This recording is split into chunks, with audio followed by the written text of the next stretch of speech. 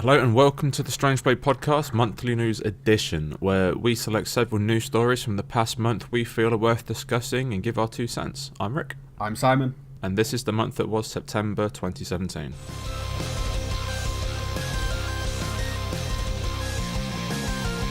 So what have you got first for us? Okay, so the first piece of news we've got is the Shadow of War developer who died of cancer. Okay, so for those that don't know, back in September it was announced that a Shadow of War developer who died of cancer was going to be immortalised in the game as a character called Forthog Orcslayer. Now, this DLC works similarly to the mysterious stranger from Fallout in that he'll occasionally pop up and trash whichever monster you're fighting at that time. Now, this announcement was followed up a few days later by the news that Warner Brothers will be donating money to Forgy's family from purchases made in some states of the US, but not all of them, meaning that money earned from sales in a handful of states and non-US sales, including Europe, will go straight into Warner Brothers' pocket. Now, shortly after that, I think it was like a day after, Warner Brothers then issued a statement saying neither Warner Brothers Interactive Entertainment nor Monolith Productions will profit from any sales of the Forthog Orcslayer DLC, regardless of the territory in which the DLC is sold. So now it looks like the money will be going to the families, but then they followed it up again saying that the DLC was now free, they were going to be donating money, and people who have bought it are going to be refunded. Like, this, it sounds like a mess. Like, what do you think to this? I think look at it on several different layers. Like, look at it from a business perspective. Like, why would you want to make money from a guy that's died, essentially, while he's in your employment? Like, that's just disgusting.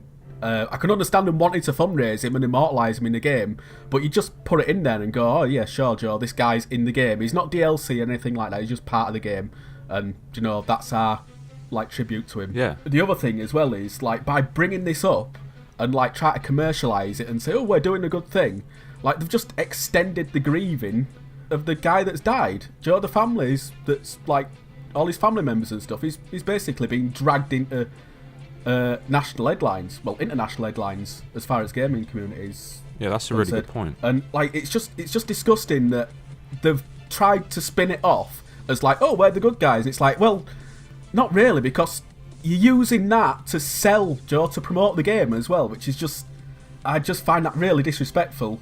And also, like, the money thing, like, Joe, profiting from it is just, it's several stages shit all the way through. Like, they could have handled it so much better, and the final thing that they did is just like, okay, well, we'll donate money to his family and it's all free. That's what they should have done at the very start. Like, they shouldn't have fucking gone through all those stages. It should have just been like, okay, the guy's in the game, this is why he's in the game, we've donated to his family. Just be discreet about it, I think, is the best way. Like, they've just totally blown it up, and it's fucking rightly blown up in the faces. Yeah, they really could have handled it a lot better. Like, I appreciate what they were trying to do, in that they were, you know, on the surface was, hey, look, we're going to donate all the proceeds from this DLC. And I can understand charging for it and not donating everything, because from a development point of view, it costs money to create something like that to put in a game. It's not just that. It's, well, Steam's to take a cut, PSN's to take a cut, Xbox to take a cut. You've got to pay your dues there, and I understand that if something's to be paid for, then people are going to take a cut, you know, whatever market it's on. But yeah, I just think it's just really disgusting. Like, just put it up for free and, you know, take the hit.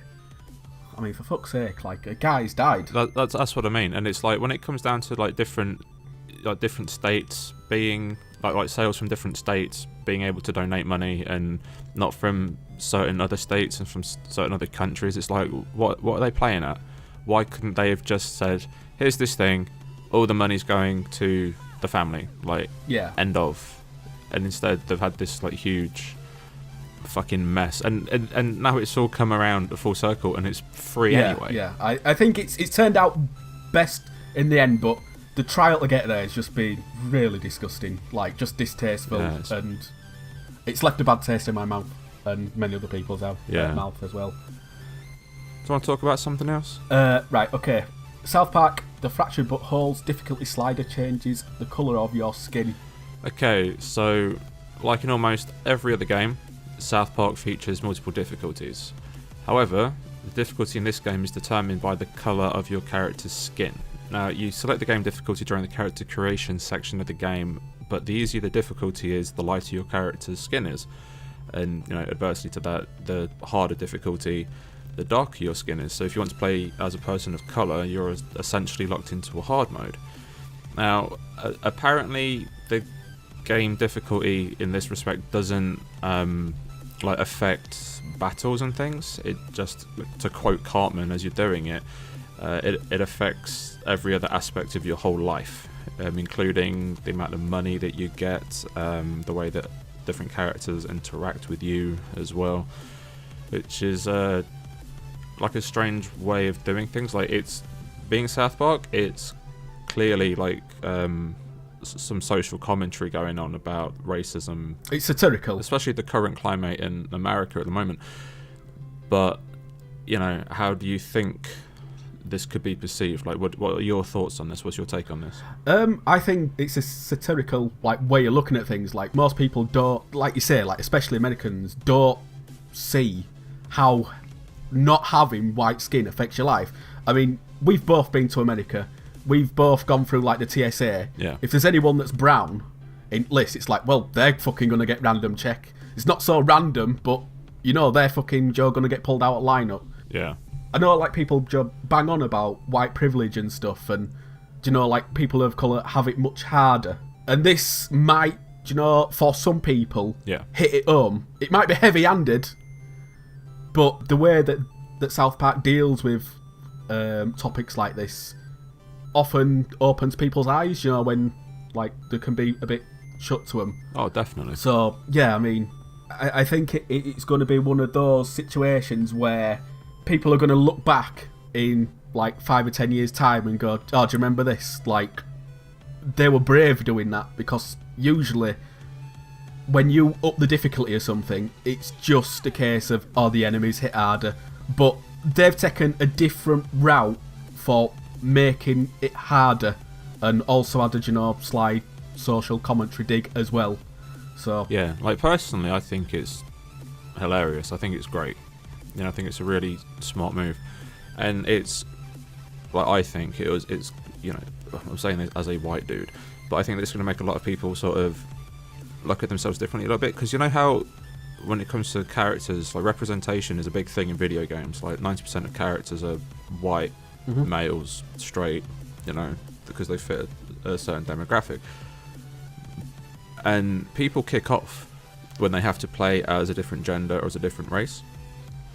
The amount of people, when Final Fantasy 13 came out, the amount of angry white dudes online who were like, oh, I've got to play as a girl. And then with I suppose Grand Theft Auto San Andreas, people were like, oh, but I want to play as a white dude. I can't gel with this guy because we don't have the same skin colour. Now, if they want to get the challenge out of South Park, they're going to have to see what life's like on the other side. Even though just fucking go with it. They're playing the same game, they're getting a different reaction. Yeah, so I think people want to experience it like that. I do think it's a little bit crap in the same way that if you're a person of colour and you're just making a character who is yourself, you are essentially forced into playing it, and it's like you live day to day with racism. You don't need a game enforcing how racist society is. You're like, just let me play the fucking game and enjoy it. So I do think that the other side of the coin is for gamers, for people of colour who just want to enjoy the game. That really sucks. It's kind of ironic that they're gonna play as a white straight male. Yeah. So in order to play the game easy, you're gonna have to play it that, or it's just gonna sort of show the world that the most hardcore gamers out there are people of colour. So yeah. Okay. Do you want to move on? Right. What's next, mate? Game deletes inappropriate tech deal tweet concerning Hurricane Irma. Okay, this is ridiculous. I'm pretty sure that the tweet was up and down within seconds of it going out, but thanks to the fast-fingered people of Twitter, it was forever immortalised in a screenshot. Now, what happened is Game Conswater, wherever the fuck that is, got into hot water the other week when they tweeted out Hashtag Hurricane Irma may be causing chaos, but check out our crazy good hashtag tech deals to brighten up your day. Hashtag Game Loves Tech. This is probably the dumbest, most ill-advised thing Game have ever done, and that's saying something. Right? Now, the tweet was taken down quickly, and Game have told BBC News that day as well, because it got international, that's how big it got. And Game came out and said, the tweet was inappropriate, and we've now taken it down. We have sympathy with those affected by Hurricane Irma. What the fuck, man? Like, what do you think to this one? This is ridiculous. This goes back to the same vein as the Shadow of War thing. Do you know, like, people fucking died. Yeah. Like, people died in this tragedy. And they're trying to fucking flip phones from it. There's just no fucking decorum there. Like, for fuck's sake, just... I know people like to be edgy and stuff, but if you're working for a company like Game, you can't do that. You've to be squeaky clean. Yeah. If you start fucking doing stuff like that, like, people are gonna fucking push your shit in straight away. Like, and rightly so. I mean, it fucked. Like, Irma fucked so many countries that it passed through. That, like, I just don't understand. Like, the person that thought, do you know what? I'm gonna type this out and send it out to the world in the hope of, getting rid of some of this stock. Just fucking disgusting. Absolutely fucking disgusting. What I think Game Conswater, wherever the fuck that is, should have done is, like, a percentage of profits from that day should have gone to a Hurricane Irma charity, because... Yeah, like a Red Cross or something. Yeah, because that's the most ill-advised, just, like, dumbest tweet. And the thing is, as well, like, we've spoken about this when we were talking about censorship. I remember with Rocket League, how you have to type things out. If you've typed something out, before you press send, you have a chance to look at it and think about it and go, oh, maybe this isn't such a good idea. So it just says a lot about the thinking of the person who created the tweet and then sent it out. Like, yeah. Fucking idiot. That's as simple as that. It's just idiot. Talking about idiots, Bungie remove a hate symbol from Destiny 2. Okay, so Bungie removed what they are calling a hate symbol from a pair of legendary hunter gauntlets in Destiny 2. Now, the design in question resembles part of what is called the Kekistan flag. So what is Kekistan? I know a few of you are asking. So this is from Know Your Meme. Quote, Kekistan is a fictional country invented by users of 4chan/Parl board as the tongue-in-cheek ethnic origin of shitposters known as Kekistanis who worship the ancient Egyptian deity Kek. In late January 2017, Kekistan began wildly circulating on Twitter following its promotion by YouTuber Sargon Abakard. Bungie then took to Twitter to apologise for the design, saying, it's come to our attention that a gauntlet in Destiny 2 shares elements with a hate symbol. It is not intentional, we are removing it. Our deepest apologies, this does not represent our values and we are working quickly to correct this. We renounce hate in all forms. 5 hours later, this imagery has been removed from the shared game world. It will be removed from inspections and icons in a hotfix planned for next week. And Bungie are also claiming that the logo was not intentional and the original gauntlet design is no longer accessible in-game. What do you think to this? First of all, how did it get into the game? Like, you've got to look that someone's put pen to paper. It's gone through so many avenues. It's gone from pen to paper, and then it's gone from that to someone designing, like, armour, John, thinking, oh, this is a cool logo, I'll put this on here. And it's gone through so many stages throughout its development, essentially, and no one's picked it up. Yeah, but I can imagine that happening, though, because it's an incredibly simple design. It's just 2 Ks, essentially, and 4 lines in the middle of it. Now, if you're not familiar with 4chan and particular political shitposting, you're not going to know what it is. Like, I guarantee that a lot of people who read that story had never heard of that particular 4chan board or Kekistan and, the people involved with that. So how it got through the cracks, I think it's incredibly easy because, if you're the designer at Bungie and you're not on YouTube every day and you're not on 4chan every day because you're working on this massive multiplayer game, then, 2 people can have the same thought and the similar designs come through all the time. Like, look at the Is it UKIP who have just done the lion? Yeah, the lion in the Premier League. Yeah, logo. and it looks like the Premier League logo. It's like it's not ripping the other one off. They look incredibly similar, and it came to this point, and people went, "Oh shit, that looks like that." But it's not until it's out in the open, and you've got thousands or millions of people looking at a thing that someone's going to go, "Hang on a minute, this looks like this."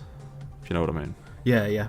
I think like from another point of view as well, it's like how does something become a hate logo, like a hate symbol, just because someone like this? I mean, this is fucking sailing close to wind, but just because someone's wearing a swastika, for example, doesn't mean they're a bad person. They're just an uneducated person. Like they don't know what weight it carries. Okay, I used to wear an iron cross on my sleeve. Yeah.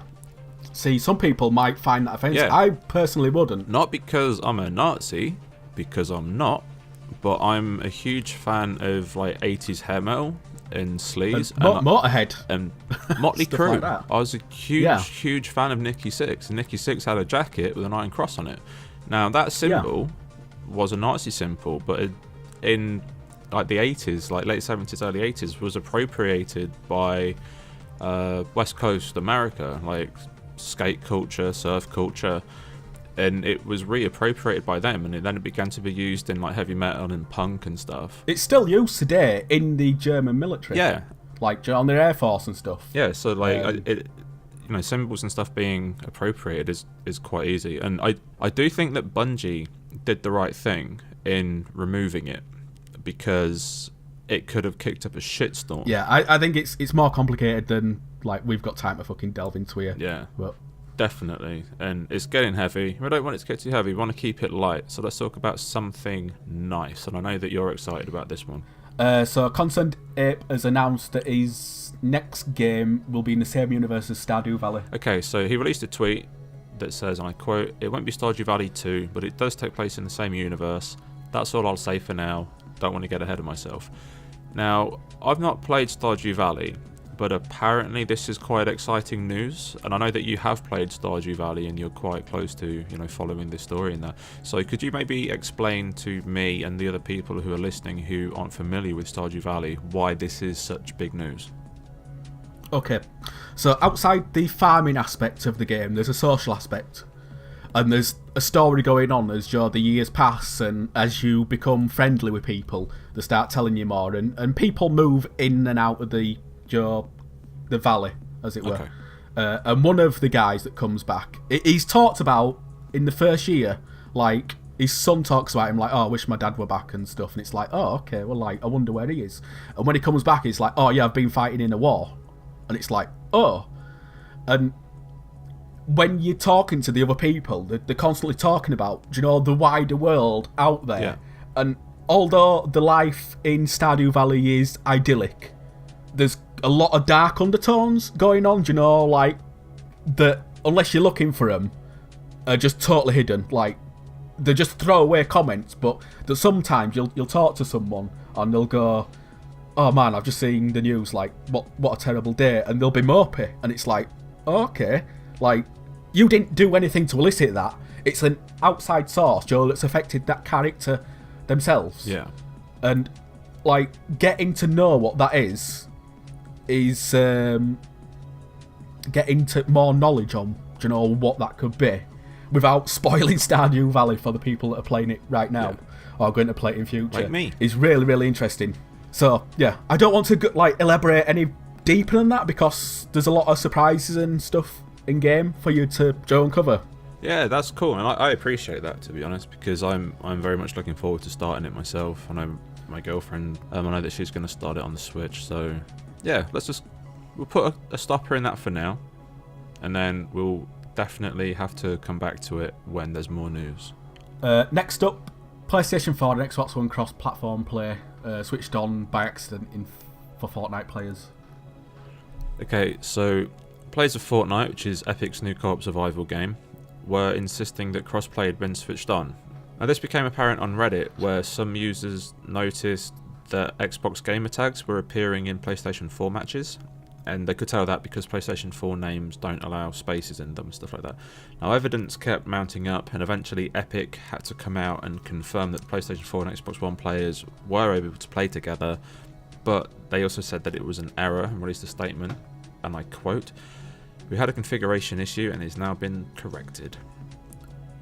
So, confirmation that PS4 and Xbox One players can in fact play together is really going to screw Sony over a little bit, because as we've mentioned before in one of our other news shows, they're really against crossplay and saying that it can't be done and all this stuff, but they can. And now that we know that PS4 and Xbox One is crossplay compatible, not just Xbox One with PC and Switch, like it is for Minecraft and Rocket League. So what do you think to this little slip up? I just think it shows that they're talking fucking bullshit. They don't want to opt in. Yeah. And the thing with this is, like, with a game like Fortnite, basically anything that isn't the top tiers, like people play like Call of Duty or Battlefield, or those games have got like fucking 1 million people online at any time. Well, not maybe 1 million, but they've got a healthy user base. But something like Fortnite needs a community. If it doesn't have a community, it's as fucking good as dead. Yeah. It just goes to dust. But by pooling the players together, they're making it so that this game has a longer shelf life.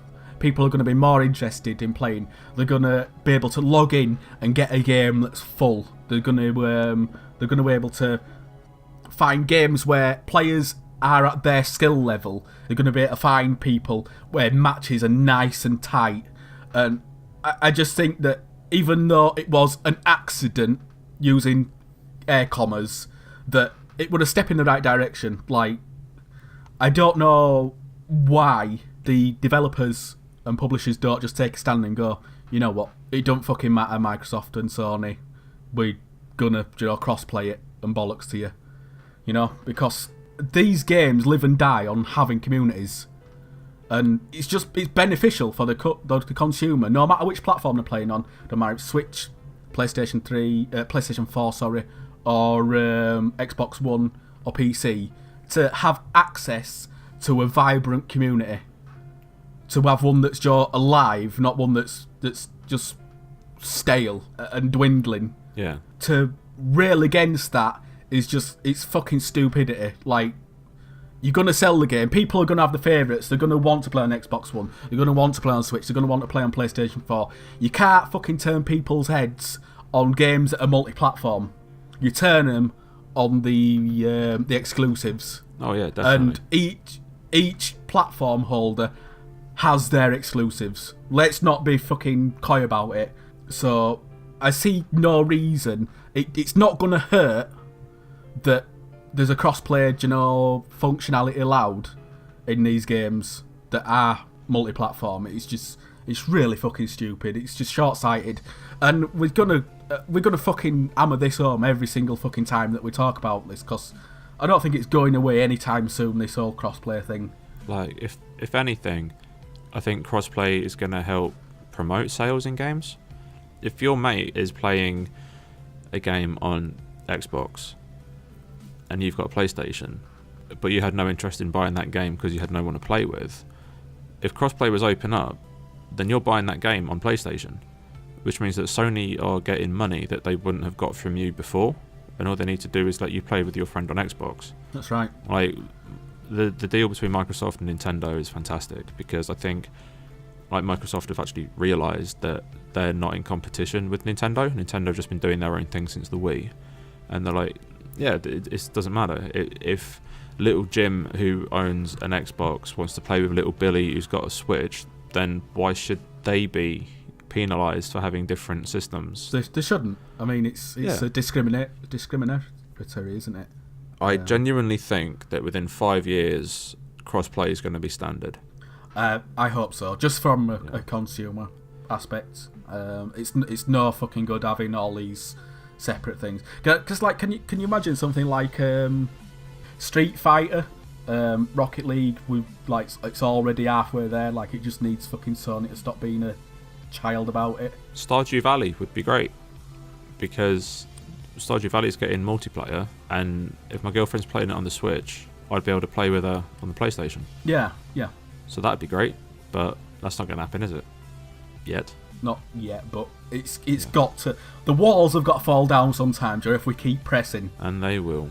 So, what's next? Monster Hunter World has got a release date. Oh, I'm so happy. Finally. January 26th. This is a lot earlier than I was expecting. I was expecting like March, April sometime. I think it's a good move from them, bringing it out this early.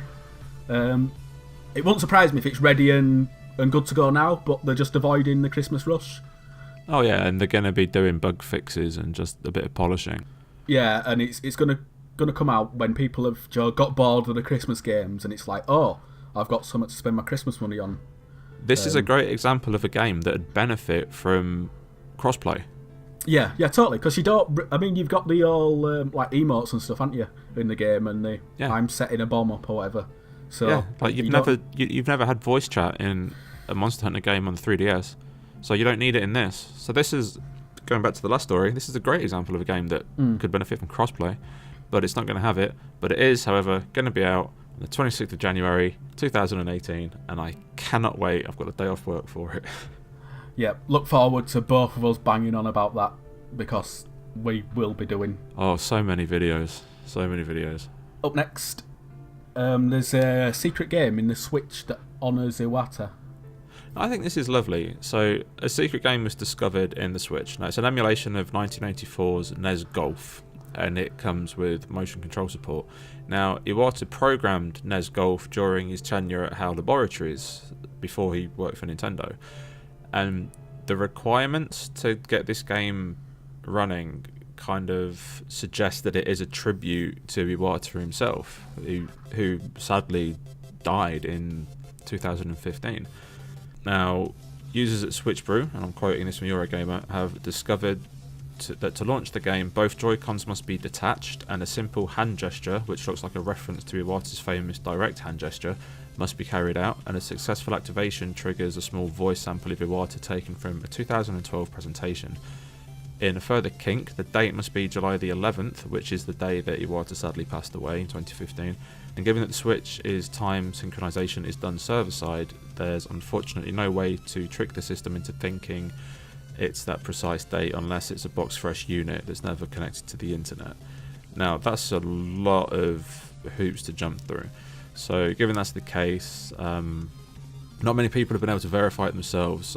Took this story from Eurogamer, and they said themselves they were unable to verify it. But a producer, a localization specialist, 84 points out that the inclusion of the NES Golf could be seen as something that is called a omamori, which is a charm that is traditionally available in shrines and is kept unopened, that offers protection in Japan. Now, the thing with the omamori is you should never open them to see what's inside, as it's seen as disrespectful. So it's kind of a weird one, this, because it's great that people found it, but knowing what an omamori is, it's also disrespectful that it's been found, if you know what I mean, and that it's been brought to the public eye. But what do you think to this? Because I think this is a lovely little story. Yeah, I think it's a really, really nice gesture. Just the old Joe rigmarole. It's got to be on that day. Yeah, you've got to do the all please understand and gesture, and the game that it pulls up.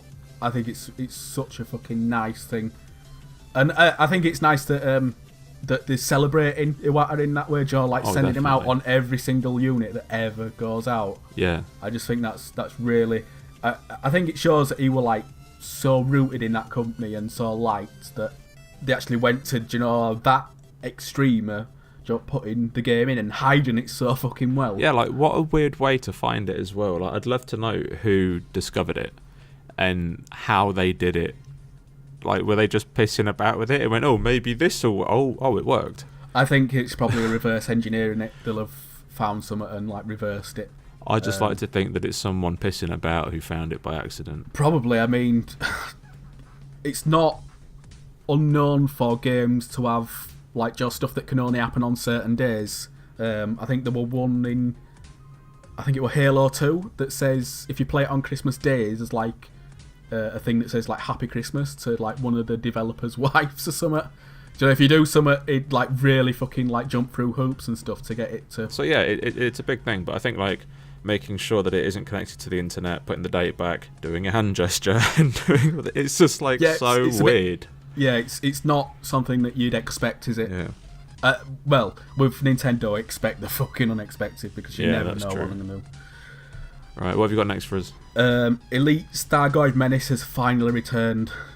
Okay, I want you to take point on this story because you play Elite Dangerous. That's true. You're very into it. You know what Thargoids are. Can you explain to me and the people at home what this is about and why it's such big news? So week by week, there's these things called community events, which are basically telling you the lore and the story as it progresses. Okay. This happens in real time. Everything in Elite Dangerous is in real time. So it's 2017 now. In Elite Dangerous, it's 33:03, I think the date is. Okay. And it moves, so like today's a Friday. It's a Friday in Elite. It's the same time. It's the same day. Everything is synced up. And these community goals push the story forward. And if they fail or pass or whatever, like depends on what happens next week. Yeah. And what's been happening over the last couple of months? Well, I'm saying last couple of months, about last 6 months. There's been alien structures found, and people have disturbed them and like looted them, and over time aliens have started showing up and pulling people out of super crews, and it's been like, oh fuck, like what have we kicked an hornet's nest here? The different factions in the game have gone like, we should talk to them. Some have gone like, we should just ignore them. Others have gone, we should prepare for a war, like we should fight them. Yeah. So you've got all these different like political options, pulling in each direction, and each week the menace is getting closer and closer and closer, and it's getting to the point where people that have gone like, oh yeah, we should talk to them, they're getting like a fleet destroyed, and it's like, okay, yeah, we're gonna have to fucking deal with this. Like, it's not looking like we can open a line of communication with them. We've got to be able to protect ourselves. Yeah, essentially, it's a really, really cool way of doing things. It's because there's not much story there while you're playing, but the all like weekly, like drip feed of, oh, what's the community goal? Like what's on Galnet? The Galnet is like the newspaper that you can read, and it'll tell you events that are happening outside, okay, who's winning wars and stuff like that. There's a lot of stuff there to take in, but the fact that these have come back, it's no longer humanity versus humanity. It's humanity versus something that's potentially very, very dangerous. And this could like change the landscape of the game a bit as well. It could, yeah, it could. It's going to turn everything on its head. Like the wars that are going on between the factions, there's going to have to be uneasy alliances in some cases, because it's either stand and fight or get wiped out. Like there's no talking to them because they don't give a fuck. In some cases, they'll just kill you. In other options, they might, give you a quick scan and think, oh, it's not a threat, and leave you alone to it. But if you provoke them, or they provoke you, that's it. It's toe-to-toe time. Because I do remember reading a story the other day that someone actually managed to kill one. Yeah, there's... See, this is how fucking big it is. Like, just killing them, like, requires... For just normal players, like me and the guys that I play with, and take a whole squadron. You need to take a squadron out, because if you're going solo, you need to be in the best ships with the best gear and stuff like that. Like, there's no way that anyone that's not godly at the game is gonna stand a hell of a chance at them. Like, you've got to be prepared. You've got to have a plan.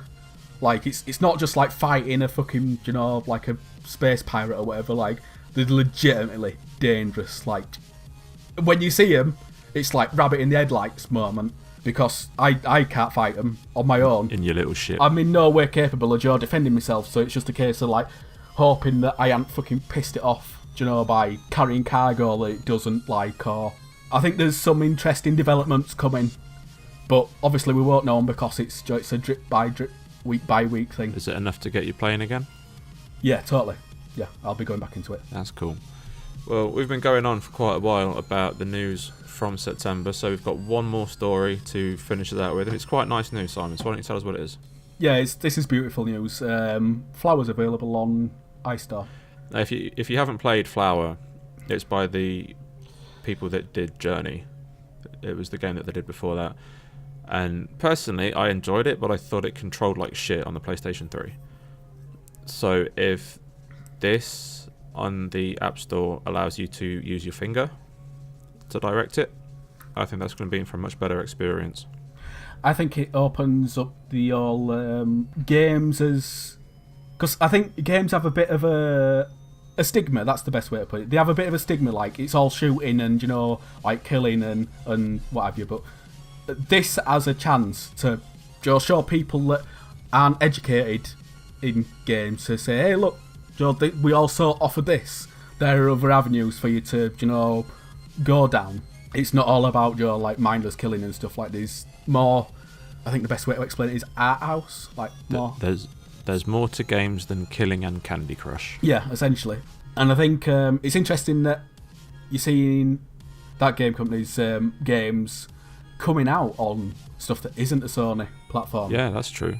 It's such a good game, to port across. It's one of the best experiences that can elicit emotion that anyone's likely to play. From the most recent releases, like the last 10 years. Yeah. It's up there. And hopefully, Journey will follow. Yeah, I agree. Like, it would be fantastic if Journey came out as well. And I agree about it, Flower being an experience more than a game. So if you do have a smartphone, which I'm guessing you do, Flower is definitely worth picking up. And I think that's as good a place as any to leave it for today. So thank you for listening. That has been the news roundup for September 2017. If you're interested in any of the stories that we've spoken about and want to talk to us, feel free to leave a comment below. If you want to speak to us on Twitter, you can do that at StrangePlay UK, or you can go over to Facebook/StrangePlay UK, join the page, talk to us there. Okay, thank you for listening. We'll see you next time. Take care. Goodbye.